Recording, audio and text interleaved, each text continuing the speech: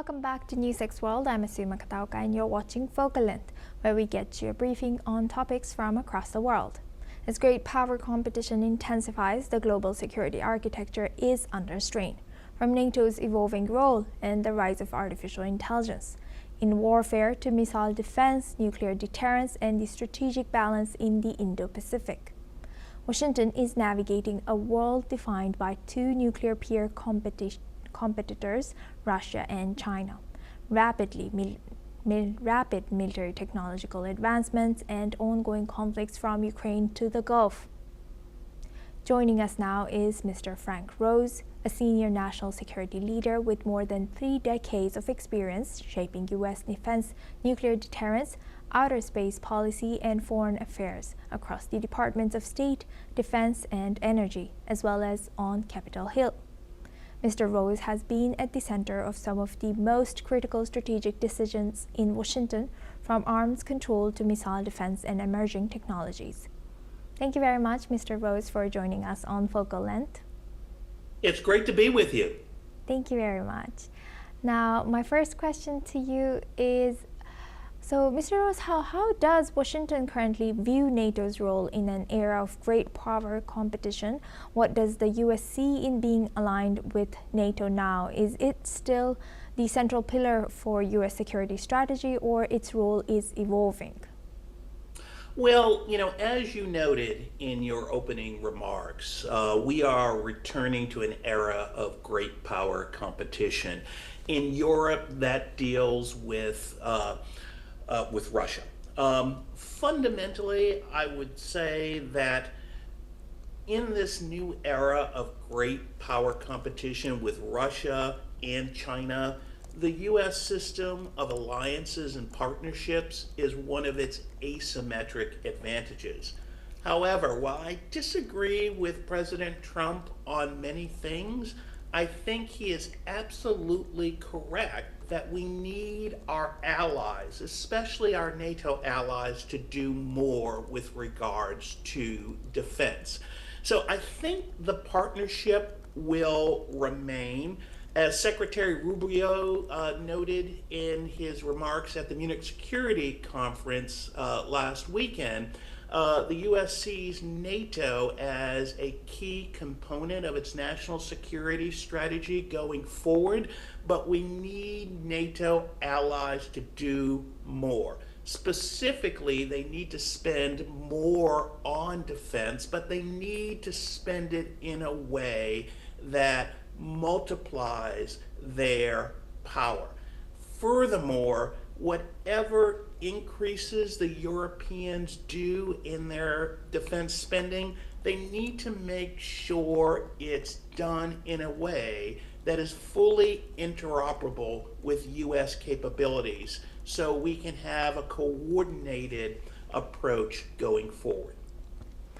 Thank you for highlighting that. And now, looking at AI and Pentagon is pushing top AI companies like OpenAI and Anthropic to make their AI tools available on classified networks for combat operations. And you have argued that technology is becoming the new pivot of history. Which technologies or what will be most integrated in defense, and how will countries compete to use technology like AI in defense moving on? Yeah, I think you're absolutely right. Technology in many ways is the new pivot of security and geopolitics. If I were to put a list together, at the top of my list, I would put artificial intelligence. We don't know where artificial intelligence will ultimately take us, but if you look at the overarching direction, I think it's going to have profound impacts on how we conduct military operations, whether it's drone swarms, sorting through intelligence information. So number one would be artificial intelligence. But there's a number of other technologies that I would put on my list. Autonomy. As we see in Ukraine today, autonomous systems have changed the battlefield. Quantum computing. outer space, and a number of other technologies. So my takeaway is this. We are at a pivot point where we are seeing massive changes in technology and its ability to impact the battlefield. And I think for the United States, our allies, and our partners, we are going to have to lean into this technology if we want to maintain our technological lead against China and Russia.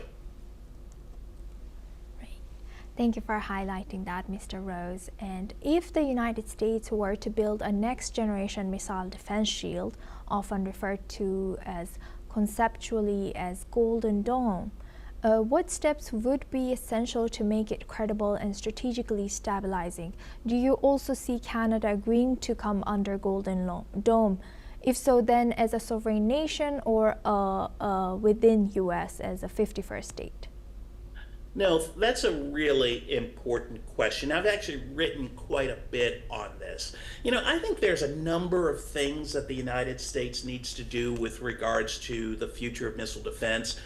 First and foremost, as we've seen in the Middle East and in Ukraine, we have expended lots of interceptors in both of those conflicts. So first, we've got to rebuild our theater missile defense inventory. But furthermore, we have to develop a new interceptor to deal with long-range threats. I think we also need to think about how we get ahead of what we call the cost curve.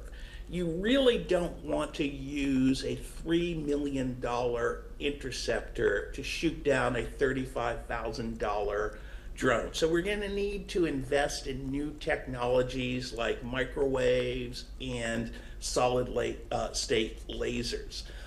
Furthermore, we're going to have to examine what they call left-of-launch capabilities.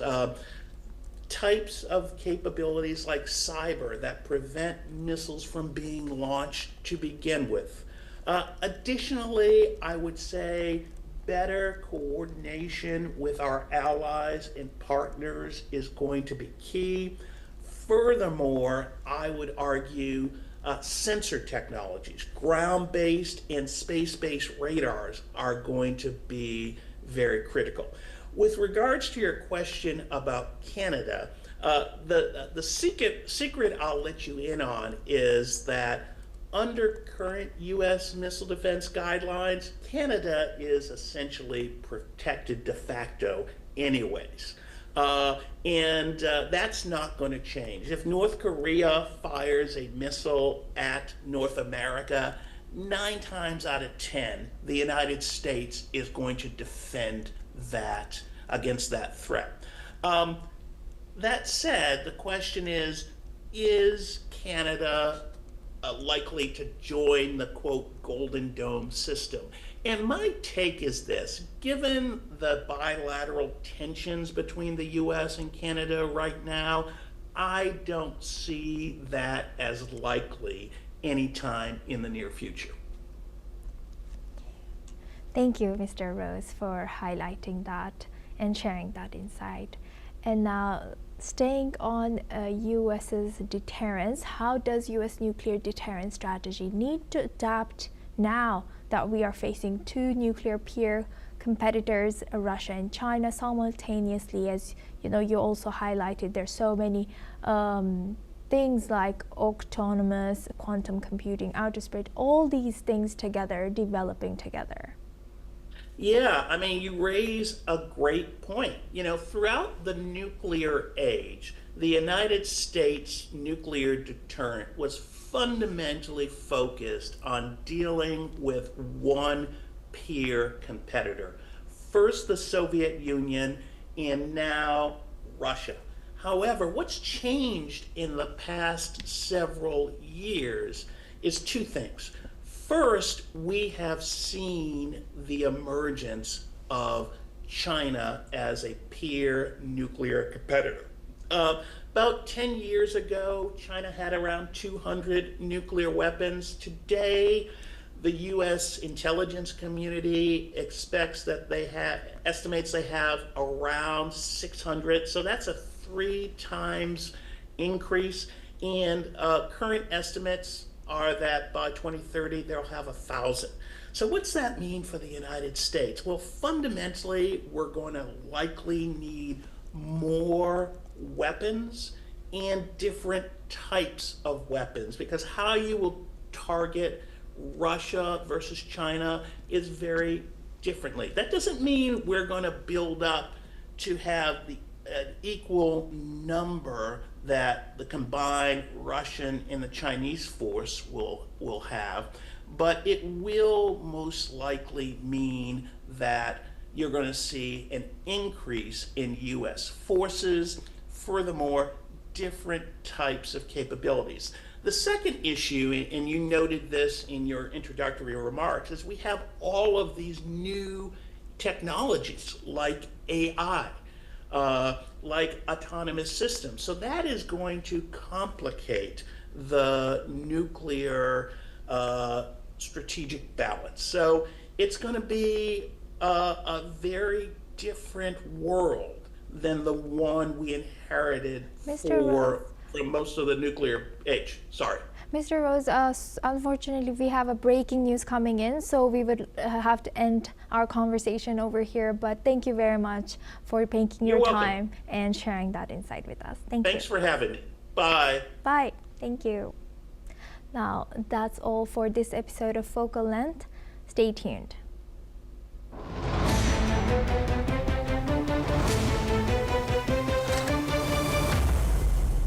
Thank you.